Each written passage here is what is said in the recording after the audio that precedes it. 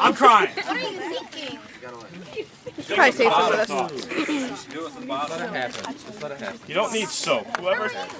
I don't care. Whoever thunk. He had green soap. He did not have green soap. Yes, he did. I'm telling you, he did Oh, not. I did. He never. And I think the cup has to be like all the way filled. Yeah. No, he never had soap. Do you want to try it? I want to try it. I'll give it that. You can be soap. Yeah. Spin it. Move it. Minute, puffed up. Spin it, get it. Spin it. So he holds his shoes. Spin it, get it all over Roxanne. No, because Jay Bird's standing behind Roxanne. Spin it. Spin the left. Faster than that. You guys all suck. Alright, nope, we're done. I gotta show you something, Derek. Oh, stay out here, stay out here. No. Alright, so I have something to do for you that my earth science teacher did for me when I was in high school. Light or litter? No, it's blowing wind, Melinda. Mr. Bing is one of your pets. Guys, come over here. No. Derek! So, Wait a litter. Are you gonna light something on fire? Yeah, but I got to use the rest of the day. so Alright, we got to when I was a freshman in high school, or a sophomore in high school, No, eat Oh, that. I got it. We can't remember. No, don't. I'm not eating it. I had to do something for you. I'm getting So, close, Mom. when I was a freshman Yeah, or it's cool. sophomore in high Wait a school, litter. You know, I'm gonna go. No. so, guys, zip it. There are your shoes. Start from cup behind you. Trying to be nice for once. So, when I was a freshman or sophomore in high school, like you guys are now, you guys think you know everything in the world's in high school. And my earth science teacher did this little thing with us to kind of like show us what's up. And he didn't. What's up? He told us what's up. And it's kind of corny, but it's stuck with me for 8 years since I've taken earth science. So it's gonna be something that I'm showing you if you want a videotape you can, but it's gonna be kind of a disappointment. So this right here, it's not gonna explode. So this right here is kind of like what can symbolize your life, right?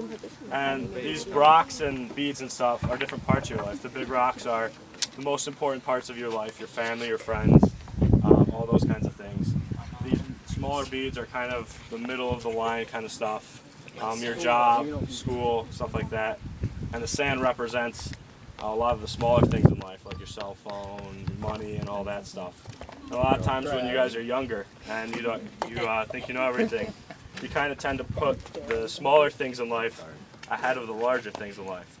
So you start putting these things ahead of everything else, and you start to fill up your life with the sand and stuff. And then you think, oh well, I need to have a job and all that stuff's important. So you fill the rest of your life up with this middle stuff.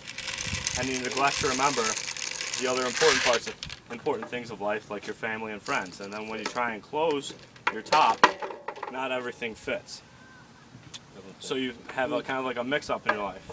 But what you guys tend to realize, and after 4 years of college have flown by for me, I've come to realize this. It's come to make me think about things in a different light. That if you just reorganize things and think about things in a different manner, then they tend to work out in the right way. You gonna be okay over there? Inspirational figure in my life. No, you're using the girl in shorts and a tank top. Or the Yeah, you're a big rock to me. No, maybe it's the cup that holds everything together. You're the smallest fraction of sand to me. That's real nice.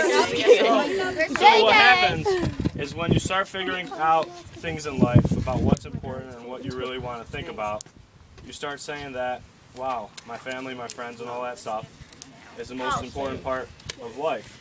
And for me, this really hit home when some people pass away in my life. So you start putting your family first, and you put those as the most important things. And then you decide, well, my job and stuff is kind of important, but it's not the most important part of life. So you start filling your life up. And then you start putting your sand and stuff last. And once you start putting the least important stuff last and making your priorities right with your most important stuff coming first, the little stuff tends to fall right in place and fill up the cracks in your life. And you notice that once you start doing that, everything in life just settles in and you tend to have a full and happy life. So, the goal that I really wanted to get across with you guys is this, is you guys are young, you guys are naive like I was.